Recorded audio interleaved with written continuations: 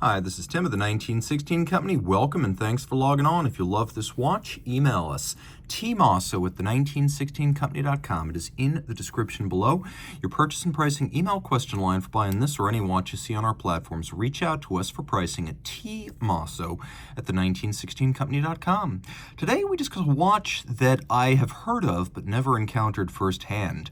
Part of the original series of FP Journe Vagabondage, this is the Vagabondage I jewelry, reference V1J. This is a watch, or I should say reference VJ, retroactively the V1J, that was made in 10 pieces as part of the original Vagabondage series. Now, the watch was created as a charity auction piece for the 30th anniversary of Antiquorum.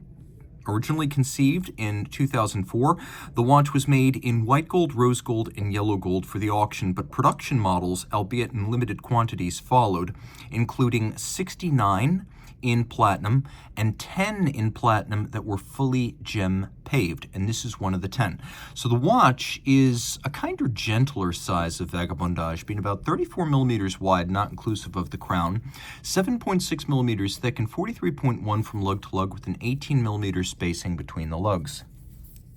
Throw it on my wrist, which is 16 centimeters in circumference, and you could see it is an extravagant watch, but it is not extravagantly dimensioned or proportioned. It is beautifully proportioned and nicely sized to fit a wrist as small as 13.5 centimeters circumference in my estimation. From over the top, you can see the lugs are nowhere near the edge of my wrist, and this is an angle that exaggerates the width of a watch. In profile, easily sliding underneath the dress cuff. Down the barrel, which is always the truest angle, you can see the lugs, again, nowhere near the edge of my wrist. So, while not originally intended as such, retroactively, this has become something of a unisex model suitable for him and for her.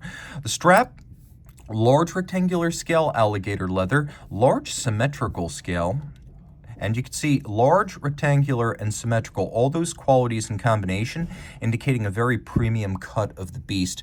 We've got a folded edge, a monotone stitch in black, and you can see this is a newer FP Journe factory strap because it's also gator on the bottom, small round scale. The benefit and the payoff for a few $100 extra invested in the strap is that it will last longer.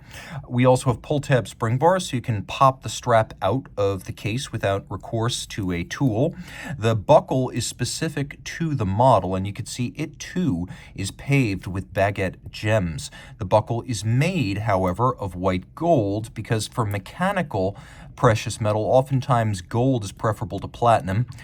Jewelry grade gold is harder than jewelry grade platinum, and white gold is the hardest of golds, so it makes sense to use it for something that has fine mechanical components like these folding members here. And you really can see that there's a disparity between the ultra white buckle and then the warmer tone of the white gold's chassis. You can see that the buckle itself is made of platinum, whereas the folding element is made of white gold.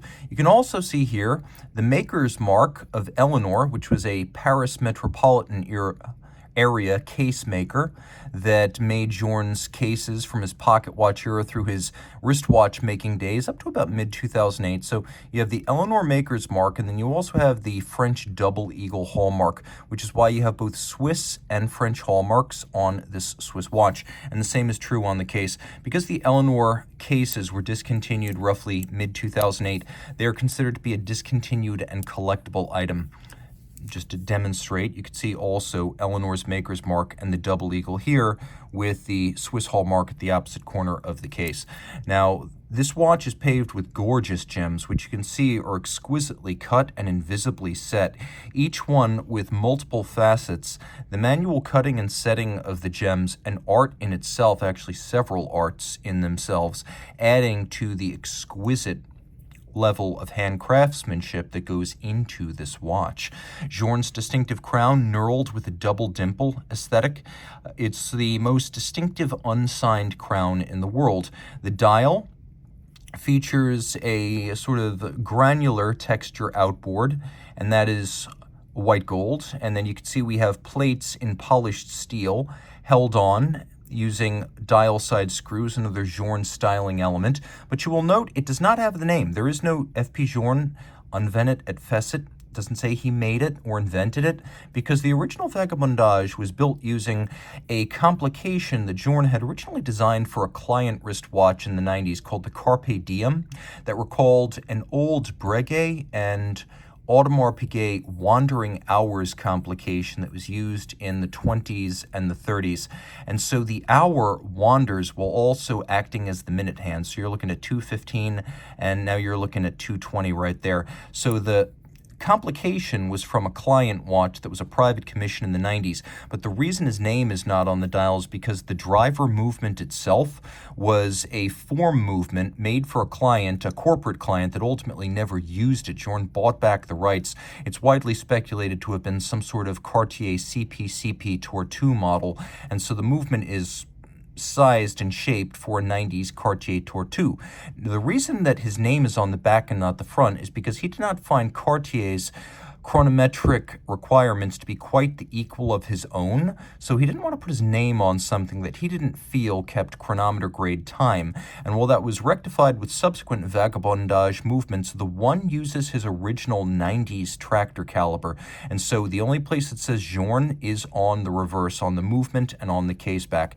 The movement is made of gold, however. This period, 2004, marked the changeover from brass calibers to 18-karat gold bridges and plates at Montreux-Journe. So this is a platinum watch with a solid gold heart. We have two barrels here, likely in parallel to add more torque for the power-intensive complication on the dial side. It's a 3 hertz beat rate, 19 pivot joules. You got the twin barrels, a 48-hour power reserve, and back in the day, 30 meters water resistant. I wouldn't test that theory today. The finishing, like most Journes, is workmanlike and sufficient to the price, but not florid or over the top like you often find in the independent space.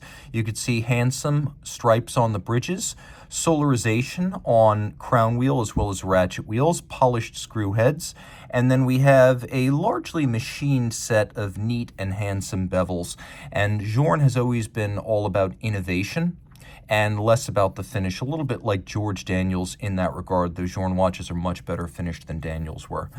This watch also features an uncommon non-free-sprung balance on a Journe watch, something you'll rarely see. Curb pins are uncommon on Journe timepieces. In fact, this is the only series I can think of in his wristwatch era that has them. And then it is also a rare case of Journe putting the balance on the dial side, realizing he needed to animate this dial, which otherwise had no life to it, no running seconds, so you get the bouncing balance. And then you could see the rose gold plate underneath with engine turning. A real rarity in the capstone to any collection of important modern watches, independent watches, or FP Journe timepieces. Reach out to Team Mosso at the 1916company.com for purchase and pricing details.